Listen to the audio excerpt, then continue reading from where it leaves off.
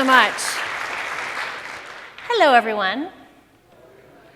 So just so you know, I also spent many years in higher ed as a faculty and dean at the University of California. So my first interactions with Moodle were in the higher ed space, but I'm also aware of many applications that are happening in corporate and nonprofit and private sector. So excited to talk to you today.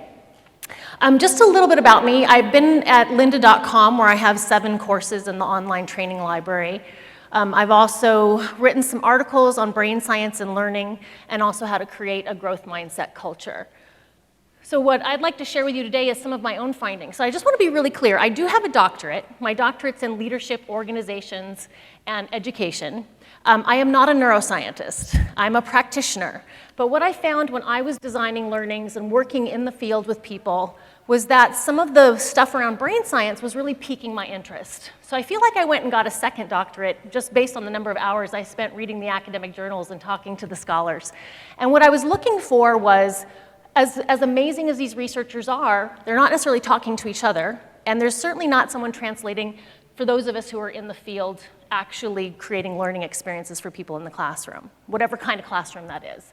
So my own research led to me having some aha moments, and I started sharing it with my professional colleagues, and then people wanted more, so we recorded a course at Lynda, and then I turned it into the book Wired to Grow. So I want to share with you kind of my findings and how they shaped my own learning design, because I know you're in a very influential role. The way that you consult with the faculty or the leaders of your organizations, you can help them understand how people learn and leverage the many wonderful features of Moodle to make that more effective. So that's what our journey is about today.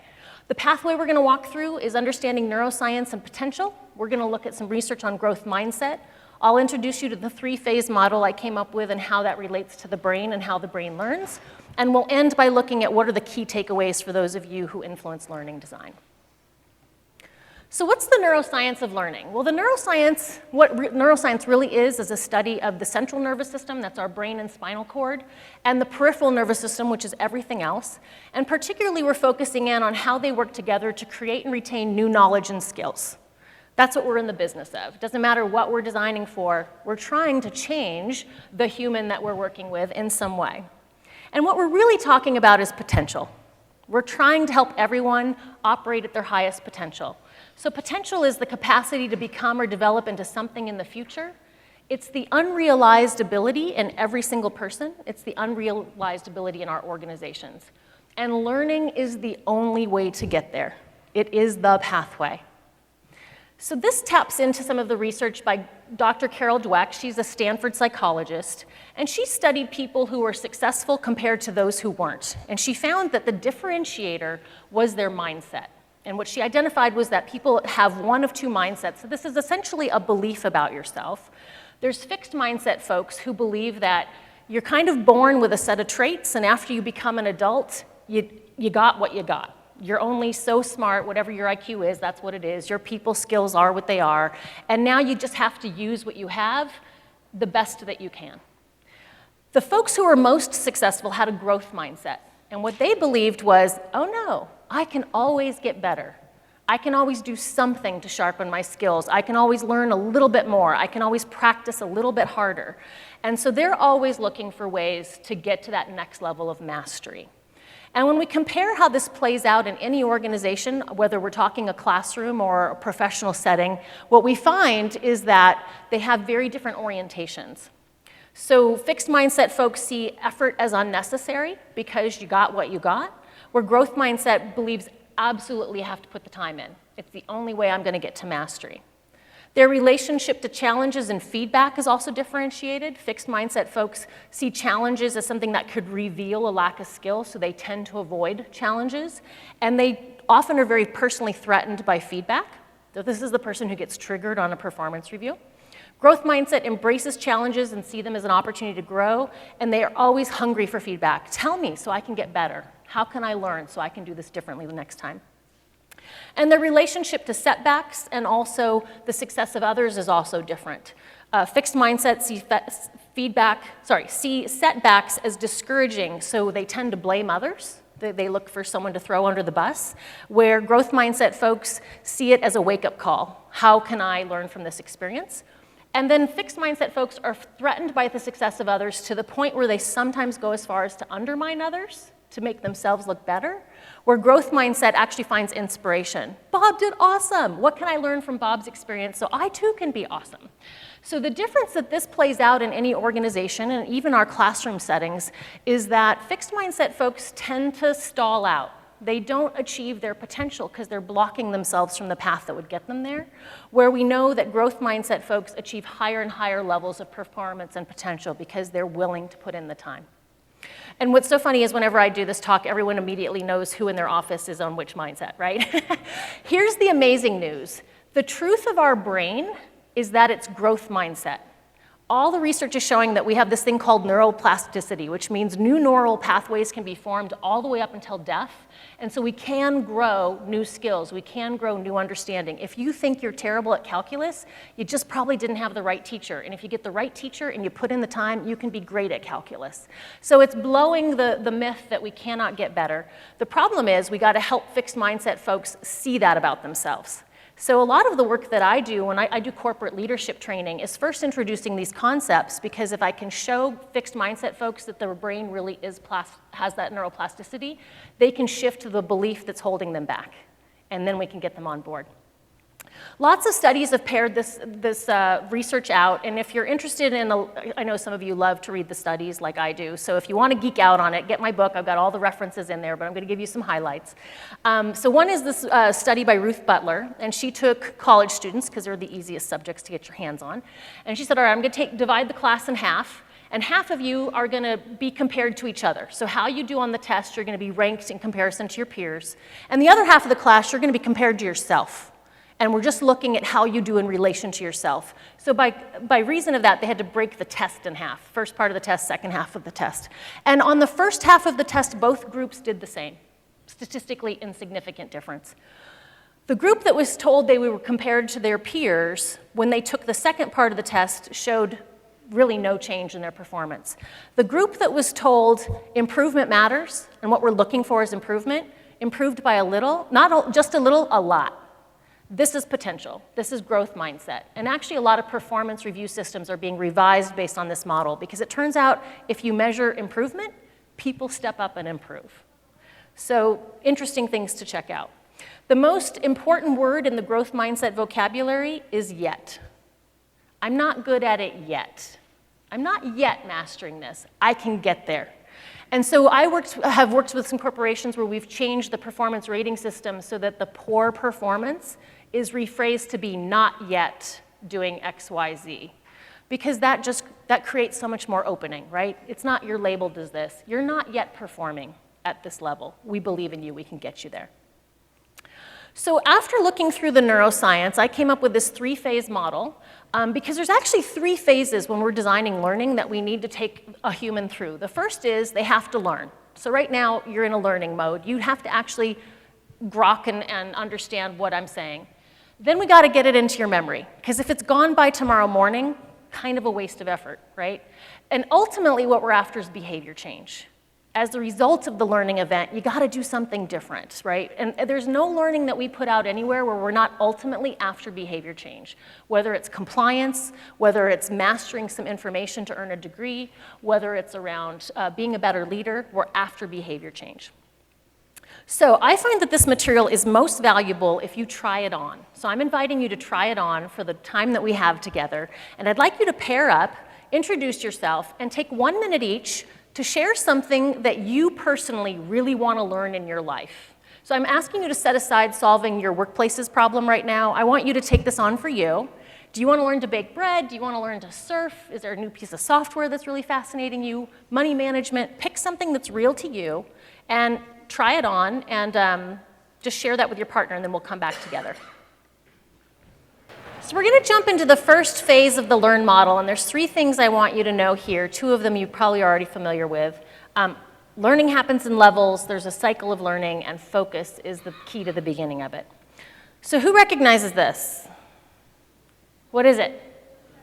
Bloom taxonomy. So it turned out Bloom was brilliant before they even had MRI machines. He tapped into some aspects of how the brain works, and that's why the model works today, right? It stands the test of time. So we know that there's different kinds of learning that ask your brain to work with material in different ways. And we know that in order for, particularly today's professionals, adults, adult learning requires most people to work through multiple levels, right? So when I think about when I do learning design, I teach change management, for example. I have to make sure that the people in my classes learn those models of change, that they understand them correctly, that they can go out immediately and use them with a team or project that they're involved with on a day-to-day basis. They can recognize a problem and adjust. So no model rolls out, no training rolls out in the real world like we think it does, right? So I need my folks empowered to go, how do I tweak this model? How do I combine two models? How am I going to innovate? And that takes them to the innovation, right? They know something's not working, they have to get creative. And ultimately, evaluation might be determining the ROI on a change that they rolled out. I won't necessarily hit all six levels in one learning event, but over the course of that experience, I'll make sure I hit all 6 levels. And so making sure that we're blending that in. And then another one that has stood the test of time is Kolbs Learning Cycle, which talks about the perception continuum going from abstract to concrete and the processing continuum, which goes from active to reflective. And that ultimately you need to walk people around the model and have them do diverging activities, assimilating activities, converging activities, and accommodating activities. Again, if we apply teaching change management, the learning models of change is going to come in as the abstract level. Using with a team or project is the concrete. Recognizing a problem and adjusting is on the reflective side. Innovating is on the active experimentation. And when we get back to ROI, we're back to the abstract. So both of these models are things you're probably already using. But when we want to think about how the brain works, we'll come back to this. But we're hitting here is different kinds of connections or schemas. And I'll tell you more about that when we get to phase 2. The 3 structures that are involved in the brain with learning is the hippocampus, the amygdala, and the basal ganglia. So what I want to do is kind of let you know what each of these features are doing. And the one on the learning side, the first phase of the model, is the hippocampus. So the hippocampus, if you take a 3D MRI rendering of it, is a pronged structure. And it actually unites the left and the right hemisphere of the brain. And the knobbly grape-like looking thing at the front of it is the amygdala. It's physically attached to the hippocampus, and I'll tell you why in a little bit. Essentially how the hippocampus works is it's our data drive. And it literally works like a data drive. It starts recording information, and then it eventually shoves that information into short-term memory and then long-term memory. So if your hippocampus doesn't record information, there's nothing we can do with it after that. And people who have, if you've ever seen the movie 50 First Dates, that's a hippocampus injury, okay? So what's interesting about the hippocampus is what turns it on, the on button for the data recorder, is when you focus on something. So when your eyes and ears attune to something and you do that little thing that you do when you focus in, the hippocampus starts recording. So focus is a really important part of what we need to create in our learning experiences. Richard Davidson from the University of Wisconsin calls it phase locking, and Daniel Goleman has written a whole book that just came out last year on the importance of focus. Turns out it's not just good for learning, it's good for all kinds of stuff. But what the research is showing is that the myth of multitasking is truly a myth. So when we're learning, we cannot multitask, period, full stop, okay? Because what happens is the hippocampus cannot record more than one set of information. If, let's say, you're paying attention to this presentation, but you look down at your computer and you start checking your email, what your brain really does is it goes back and forth between those 2 activities. It doesn't track both simultaneously. So it's called switch tasking. I've renamed it Swiss tasking because what it means is you've got 2 recordings and holes in both of them. So when you're reading your email and I become the Peanuts teacher, wah, wah, wah, wah, in the background, you're not capturing what I'm saying. And when you're kind of listening to me and you're reading your email and it says, do not send Bob the email, your brain drops the word not and you send the email and get in trouble. So we know that we cannot multitask when we are learning. And in fact, it's really interesting is that, let's say you're all in a classroom experience together and 90% of you are focusing. If a couple of you are playing games on your computer or texting your friends or whatever, the focused learner's focus is impacted. It's actually brought down by the distraction of the non-focused learners. I call that secondhand distraction, and it's as damaging as secondhand smoke for the learning experience. So when we're focusing, what's the max amount that the hippocampus can take in before it has to process that information? How many minutes do you think? Shout it out, people. 50? 15? 20? 3, 5. Answer's 20. Okay? 20 minutes max. Now, you can keep paying attention, but what happens is the recording starts to drop off the front end. And this is why are we still doing hour-long lectures? I don't know. But what you can do is take 15-minute learning or 20-minute learning experiences and string them together. So I'll still do a half-day training for a group of people, but everything is broken down into 15-minute chunks. I never go over 15 because I figure there's some variation in hippocampuses. And then I always do a processing activity. Now the cool thing is our processing activities are a range of things, and they can be done online, they can be done in group experiences, but you have to give the brain something to do to push it into short-term memory so it's fresh to record again. So let's give you a chance to try that on. Take a couple minutes to see how you can think about the thing you want to learn, baking bread, learning software. How can you break it into 15-minute chunks and then process and then do another chunk? And is there anything you need to be thinking about around Bloom or Kolb that would enable you to be more powerfully engaging in that learning experience? Try that on for 2 minutes. Okay, so that's the learn part. We have to focus, we have to take it in. Now the tricky part comes. We've got to get into people's memories, right, so that they can use it down the road. So we're on to the remember phase. There's 3 things here: connections, emotions, and retrievals. So let's first look at connections.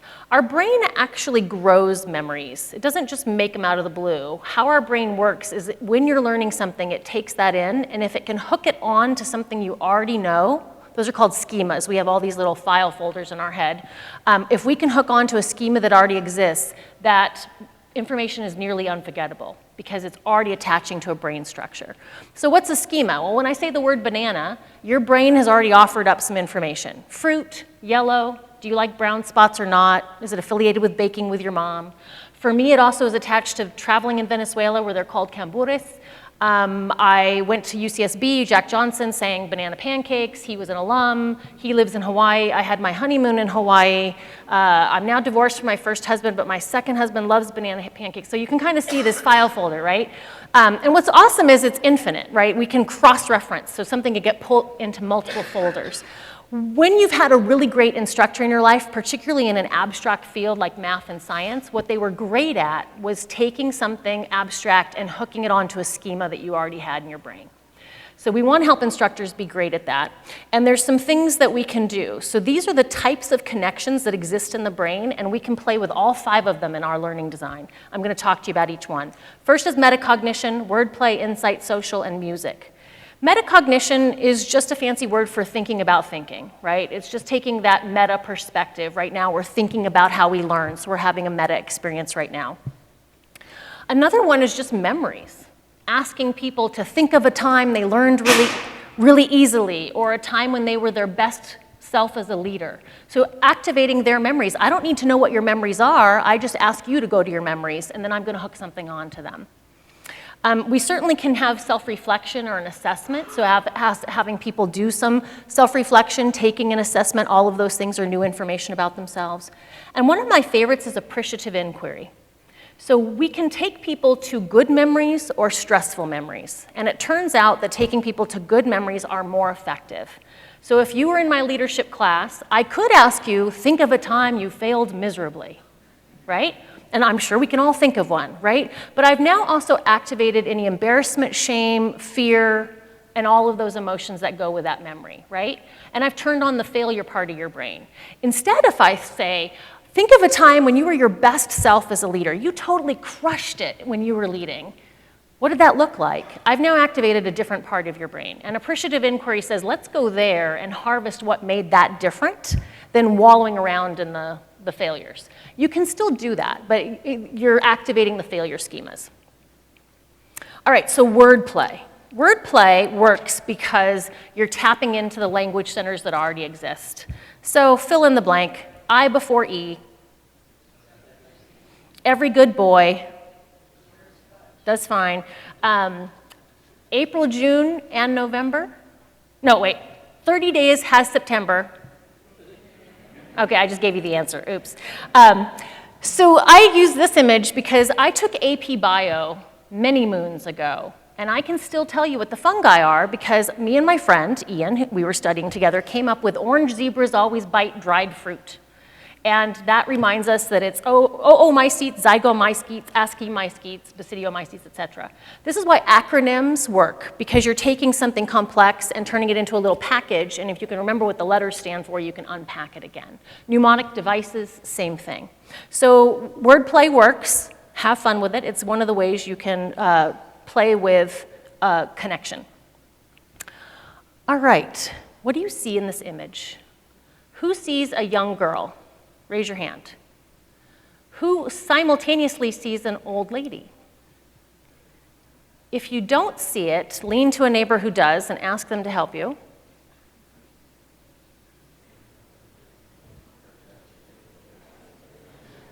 I'll see if I can help out here. So the young lady is wearing what looks like to be a fur coat. She's looking away, and that's her jawline. And we're seeing the side of her face, her hair, and she's got a white scarf on. To look at the older woman, this is her chin, and these are her lips. So that's her mouth right there. That's her nose. And the ear of the young girl is the eye of the older woman. See that? Okay, so one you probably haven't seen before. What animal do you see? Who also sees a horse? Okay, horse people, keep your hands up. As you see the horse, raise your hand. People who see the horse, start helping out your friends. Requires a shift in perspective.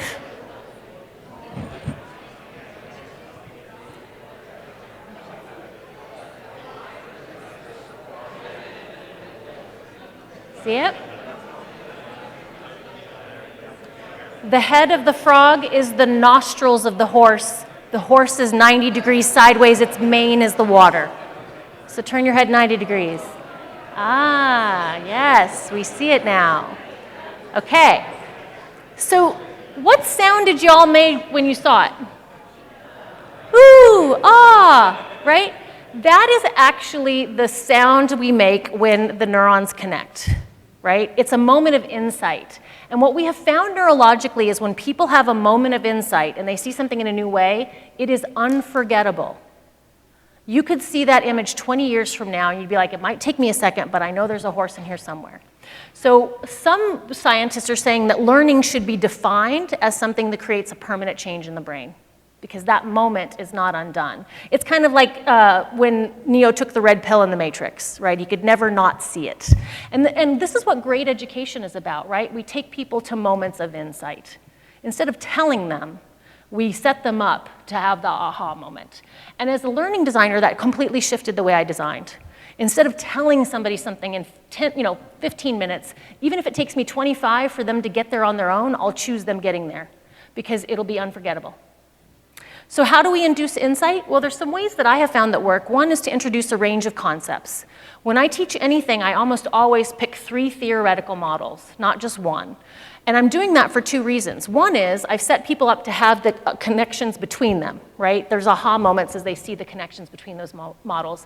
The other thing is because I don't know what people's schemas are, I've hedged my bets that one of those models is really going to resonate for someone's experience and beliefs and knowledge. So we can leverage that. Letting people learn on their own. What they have found is, and this is, you all know adult learning theory, that adults, when they need an answer, that's when they're most primed to learn. And so when we can go find the answer at the moment that we're seeking, really powerful learning experience. It's why I work for lynda.com. It's why we have online training available. It's the power of Moodle, right? People can get information 24/7 wherever they are. So having that ability to find the information when you need it. And really interestingly, it's giving people time for reflection. So where do you have your best ideas? When you're having those flashes of insight and those big aha moments, where are you? What are you doing? Showering? Sleeping? Reading? Going for a run? Cooking? Gardening? No one has ever said sitting at my desk thinking. not ever. And I've done this around the world. So there's something about what we know is when we're truly focused and thinking about something, we activate the prefrontal cortex. There's a lot of measure of energy there. But it's when we relax and we let that energy dissipate that some of these connections can be made, these moments of insight. So I argue that we should be spending less time in long learning events, set them up in smaller chunks, and intentionally use those times between as setting people up for those moments. And the time away they spend away from your learning experience can be just as valuable as the time they spent in it. So going on to the fourth type of connection, social. We are wired to be social beings. Our survival depends on us living in packs, okay? Many parts of our brain are designed to read emotion in others, decide who's friend and foe, form loving relationships, etc. We can activate this in our learning events. Just by bringing together people, as long as they're not with fearful enemies, learning becomes a more joyful experience just because they're in community. And so when we have people learn together, what happens is we not only create those positive emotions, but we activate the learning with those relationships. So tomorrow, when you run into your partner that you're talking with today, you can be like, dude, learn anything new about bread last night? Or what are you thinking about surfing? And so that learning now, as you talk about it, gets reactivated, even though I'm no longer with you and we're talking about it. I use that a lot with management training. I always set my managers and leaders up in coaching pairs because I want to keep anchoring the learning to that relationship, and that way they can continue to leverage it. And the fifth one, which I don't think any of us are using very well, music. Music. We have millions of lyrics in our head, and you cannot hear a song for 20 years, comes on the radio, and you're humming along like you've never forgotten it. The reason that is because music is the only thing that gets wired in every lobe of the brain. Musical learning is indestructible. You can have a severe brain injury, and the music is still there. And in fact, that's how they brought Gabby Gifford's speaking abilities back. She could not speak. In the same minute, they could start playing a song and she could sing the words that she could not say. And so they're using music therapy with all kinds of brain injuries, veterans, folks who have autism. They're using it because it's a way around some of the parts of the brain that might be damaged or not functioning. And if any of you have loved ones who are suffering from Alzheimer's, run, don't walk to see the documentary Alive Inside. Really phenomenal research showing that if you take someone who's almost catatonic in their inability to be present in today's world, and they get to hear music that was meaningful to parts of their life, like the songs they loved, it activates those memories, and their personality comes back online for a period of time. I mean, I cried through the whole thing. So I want to give you a couple minutes here to play with. You wouldn't use all 5 types of connections. You'd pick a couple that seem relevant to the thing that you're trying to teach or learn. Try this on. What are some ways you could leverage your own learning by using some of these connections? Okay, so I took you through the 5 types of connections. I wanted you to process that because there was a chunk there, but picking up on the second thing we can use to push things into memory, emotions. Emotions. Turns out emotions are really important to the learning experience. And we know that we experience a range of emotions. There's some core emotions that we share with all mammals, joy, sadness, fear, etc. And if you've not yet seen Inside Out, I encourage you to watch that. It does a great job. Actually, neuroscientists and psychologists consulted on the movie, and they do a really great job of kind of articulating this emotional landscape. But here's where it relates to learning. The amygdala, remember on our 3D MRI, is physically attached to the hippocampus? Well, the amygdala is our major survival structure. It's constantly scanning for potential danger, and all of our major nerves go into it, our sensory nerves, so the optical nerve, the oral nerve, olfactory nerve, etc. It's constantly scanning for, are you in danger? So it can kick off the fight or flight response and save you. So that's great when you're in a truly life-threatening situation. Not so great when you're, maybe in a staff meeting. But when the amygdala gets to a certain level of arousal, it turns on the hippocampus. It's part of our mechanism so that it says essentially, this is important, remember this, start recording now. And that's so if we survive the danger, we have that information so we can survive it again. What we want in our learning events is to use the amygdala judiciously. We want to arouse it, but not take people to terror, okay? And if you think about, but some of us grew up in times where the teaching method of the time was fear, intimidation, and shame, right? You'd sit on the edge of your seat because the professor might call you out and embarrass you in front of your peers. That works. It's not great for the long term. Some of you are giving me a thumbs up, like, yes, this is my favorite method, or yes, I lived through that and survived. Okay, so, but what we know is in the learning moment, we can have things that are threatening, we can have things that are rewarding. So if I told you all right now you won $1 million in the lottery, that would also stimulate your amygdala, right? And what would happen to this learning experience? You'd run out of the room and never listen to me again, right? Because you have something bigger. So what we know is slightly positive is what puts the brain in the right learning moment. And awesome, for us, there's lots of great things we're already doing that do this. So we know that the stars of learning are sharing with others. We get that connection bump. We get to talk a little bit. Light competition and quizzes if they're used in a playful way and there's not big consequences for failing. Gamification totally works. It turns on this part of the brain. Humor, you got to be careful though, because humor is really delicate. Something I think is funny might actually activate pain and shame in someone else. So you have to be really careful with your humor that you're picking something that's really going to take folks to the right place. Certainly application reflection, on-demand learning, because people get to find their answers. Aha, we talked about that. And the stuff that blew my mind, gratitude and mindfulness. So it turns out having a gratitude practice puts your brain in an incredibly receptive space for learning. So we've started doing this in staff meetings. We start staff meetings instead of saying, how are you doing today? We say, what's something you're grateful for? And I don't care how pissed off you are when you come into that meeting, you cannot think about something you're grateful for and hold on to that emotional state. It just puts you in a happier state. And then on top of it, the research on mindfulness is literally mind-blowing. So I'm a pretty tightly wound person. I am not someone who would have ever considered meditating. But after I started reading the Neuroscience of Meditation, and there's one researcher I would encourage you to follow. His name is Richard Davidson. He's at the University of Wisconsin. Richard Davidson. He's putting meditators on MRI machines and doing full scientific brain scans to really measure what's happening. And he's put Tibetan monks on, and it turns out their brains are very different from us civilians.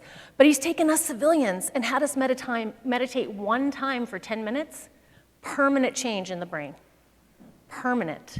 And the more you do it, the more your brain changes. What they're finding from the research is that as you meditate and you get a regular practice, and it can be as little as 10, 15 minutes a day, the amygdala actually shrinks and becomes less reactive. And your resilience increases. You become much more resilient to change, stress. When something bad happens to you, recover faster. So after I read all of this, it was kind of like, oh shit, I gotta meditate. Which is not something I thought I would ever do, but I now meditate for 10 to 15 minutes a day. And my favorite tool is Desk Yogi. You actually turn your workstation into a mindfulness station. So it's something you can buy an individual subscription to, or you can, there's corporate solutions. I love that. And the other thing that I love is Deepak Chopra does these 21-day meditations. You can get it at the Chopra Center, and they're on your phone, and they're around a theme. So like one of my favorite ones is gratitudes, because you get gratitude and meditation together, which is like kumbaya land. All right, so then the third thing is retrievals. This is where we got it wrong in school. Years ago, we thought repetitions is what made learning happen. So remember all those times we had to do the problems over and over and over, and we had to write the vocabulary words over and over? That's not what's working. What works is retrievals. So repetitions is taking the information in over and over and over again. Retrievals is going in and pulling it back out. So flashcards, quizzes, making yourself pull it back out. The studies show that the sweet spot is 3, that you see a significant difference in retention, particularly long-term retention. At 3, when you go to 4, 5, 6, it's negligible, so we want 3. Another study that was done, we took college students who were learning math, and they did 10 problems on the first day. We took a different group and had them learn the same math and do 5 problems. A week later, they caught up and they did 5 problems more. A week later, they were tested. First group had 75% accuracy, second group had 70%. Okay, first group's obviously better. But 4 weeks later, it made a significant difference, with the second group being twice as likely to retain that information. And another study, which I think is really interesting, was they said, okay, does time of day matter when we do this retrieval? So they had a group learn something, and they didn't do a retrieval, so they remembered 50%. They had a group do a retrieval 12 hours later. They went up to 55. They had another group do 12 hours overnight, so still 12 hours, but split overnight. And then the group who did 24 hours with an overnight got to 75%. What's the difference here? Sleep. Sleep. Turns out our sleeping brain is doing all kinds of neurological stuff that is really important. And so during the night when we're sleeping, our brain actually takes everything we learned during the day, and the hippocampus is making choices around what gets deleted and what gets pushed to long-term memory and hooked to your schemas that you have. And again, that movie Inside Out actually depicts it in a really funny way. So here's what was really crazy. And again, this changed my life forever. The last hour of sleep is when we're doing most of this work.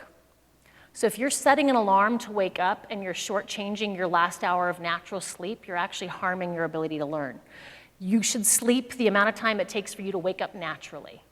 So if you need to be up at 6 a.m. to get to your job, you need to figure out when to go to bed so that you wake up naturally at 6 o'clock without an alarm.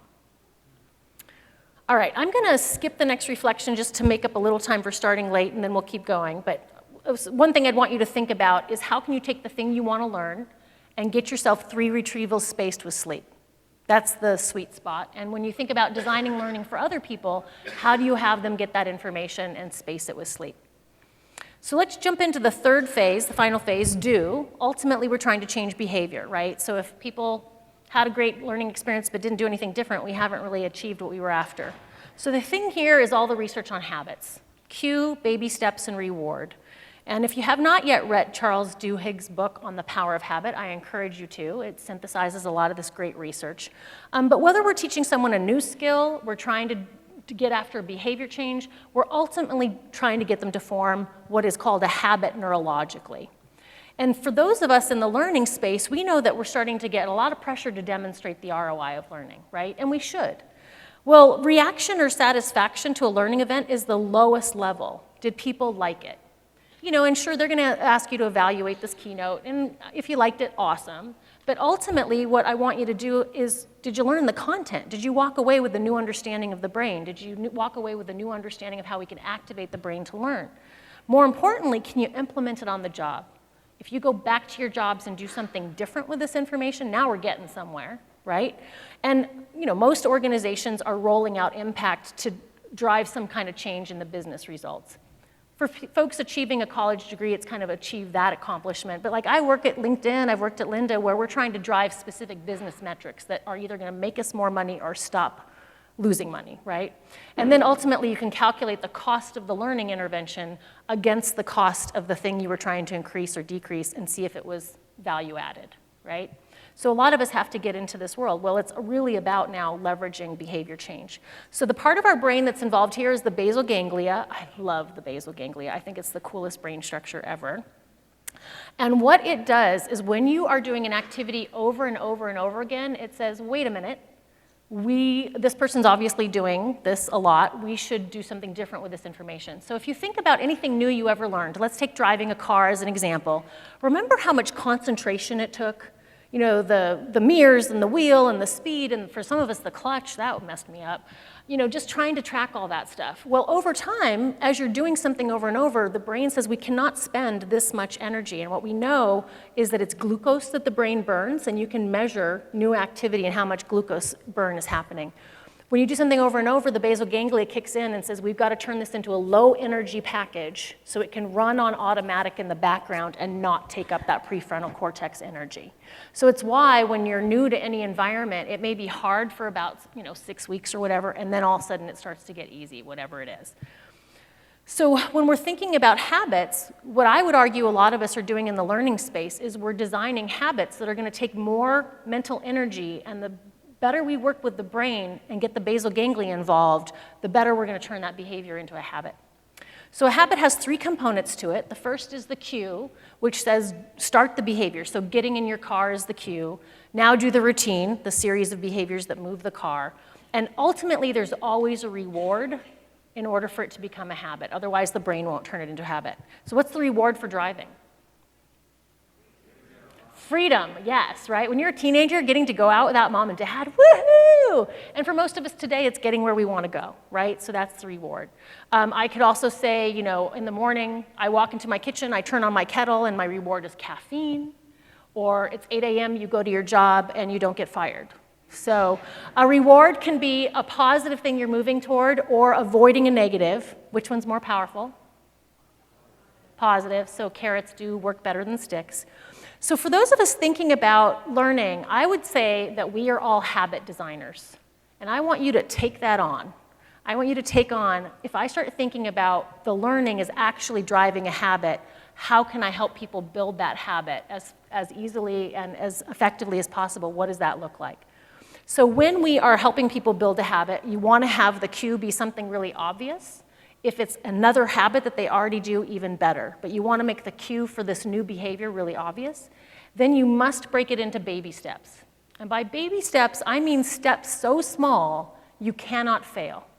And this is where a lot of us fall down. We make it super complex. Turn on the computer, log into the software, do this and this and this and this. And it's just too many steps. We've got to break it into real baby steps. And then ultimately, there needs to be a reward for doing that behavior.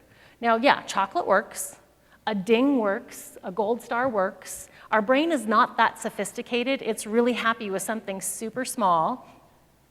Social also works. So a high five, you know, when skin touches skin, releases oxytocin in the bloodstream. High five, doing stuff with other people is also a reward. I want you to see this in action. So this 9-year-old girl has never high jumped in her life.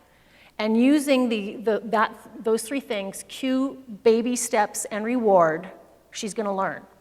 And the reward, she's been told, is when you do the behavior right, you're going to get a click. Like those dog clickers, she gets a click. She knows what it is. And in addition, I want you to look for, if she gets the behavior right, she gets a click. If she drops a previous behavior, they just go reinforce that the next time. They don't take away the click, okay? So she gets a reward every time she does it right. Let's check volume on this to make sure it comes up right. Okay, how old are you? 9. And have you ever high jumped before? No. Okay, Jennifer will show you. The tag point is arched back. For every 10 bags, okay? I can't. Oh, I like landing on a wasp. That was better. The tag point is throw the arms up. She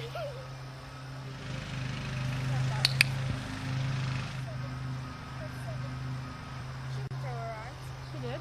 I like this. The tag point is arched back. Okay. The tag point is shoulders to mat.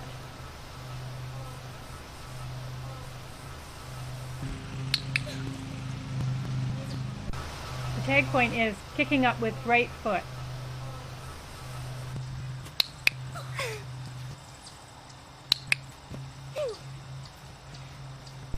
Just standing there, the tag point is kick with right leg bent. Yeah. Do it again. Just standing there. Okay. Yeah. The tag point is arched back. Do that.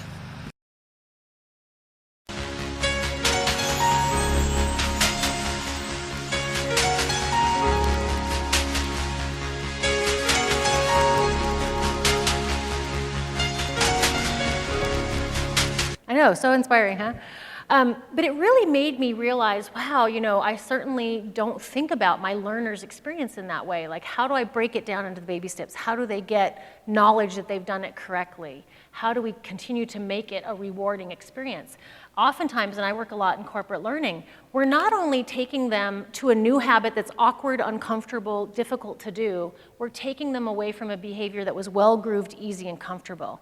But we don't give the brain the same reward for trying the difficult thing as sticking with the old behavior, which is why 70% of change initiatives fail. People are wired to stick with what they already know. And unless we intentionally override that, we're not really going to create the behavior change we want. And even as a professor, I mean, you know, I'll say that every time I set up, it was called Sakai at UCSB, our Moodle-based product, I would go through the 10-week quarter the same way, like, okay, I got to load up my course. Well, last time I did that was 12 weeks ago. Wait, what do I do?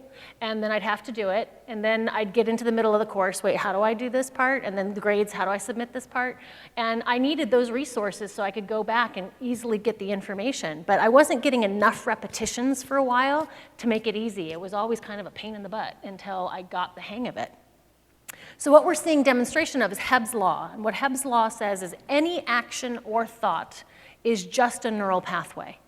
It's just a neural pathway. And what we want to do is run that neural pathway. When those neurons fire together, they wire together. And it takes 20 to even get a neural pathway formed. By 40, you're in basal ganglia habit land. And by the time you get to 66, they measure the microns getting thicker on that neural pathway. So this also helps us understand that if you're doing something daily, you're going to get to 40 pretty fast. If it's something that they do once a quarter or once a month, not so quickly. So how do we work with that? Let me give you 2 minutes to try that on. Think about what you want to learn as a habit. What's the cue? How would you break it down into baby steps? What kind of reward could you give yourself? It's got to be a meaningful reward for you. By the way, you don't have to do the reward forever. You just have to do it until the habit is formed. So usually the reward has to be present for roughly the first 40 repetitions, and then you can take the reward away and the brain's happy to keep going. Give that a try. So some of the ways this helped me was like, we all want to diet and exercise better, right? Get healthier. But I realized that the truth was my brain was much happier sitting on the couch eating Ben & Jerry's and watching Downton Abbey. Like that was really rewarding.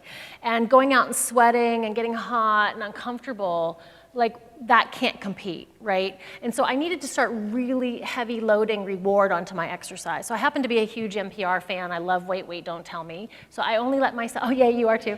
I only let myself listen to it while I'm exercising. So now I have this real feel-good, funny thing that happens, and I've attached it to exercising. And I actually am finding that I really like it.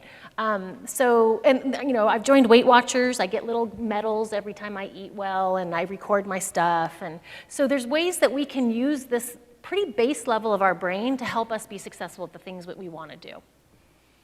All right, so those are the 3-phase models that I would want you to know. And now I want to just kind of shift our attention to what does this mean for us as learning designers.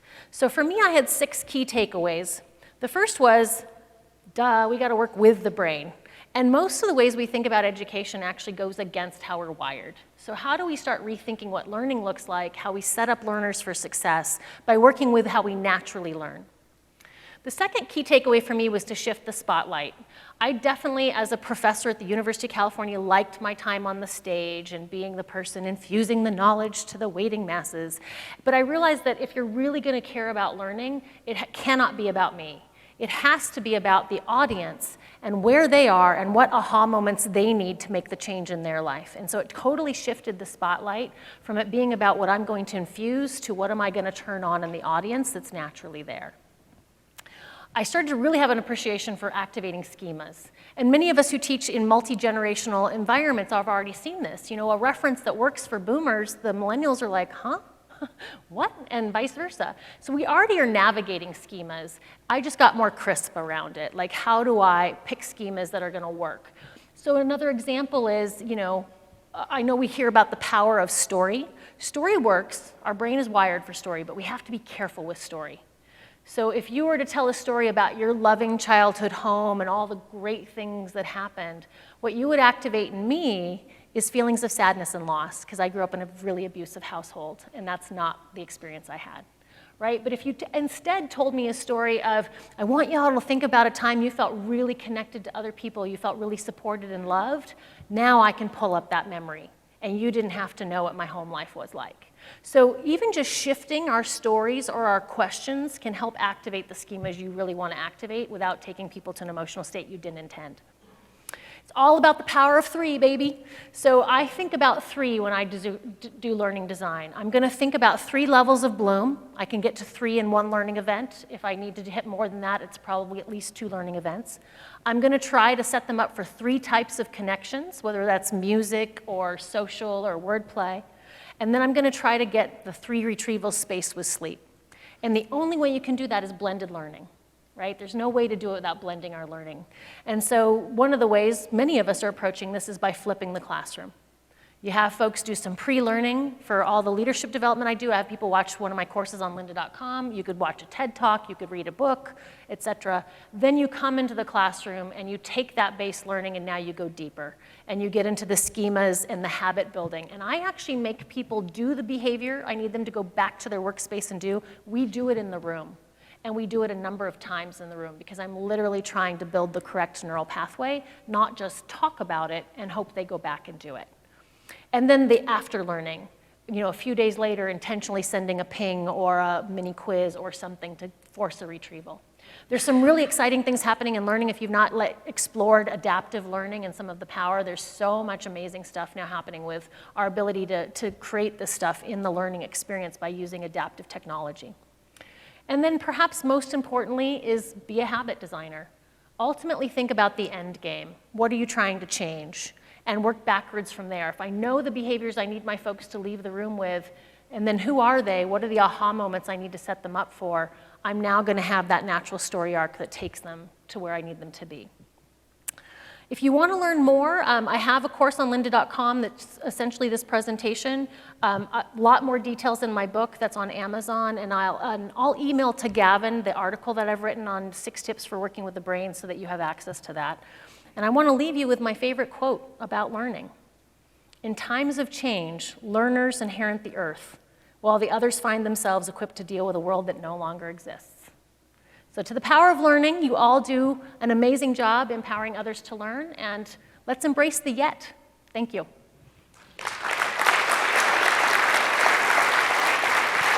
Thank you.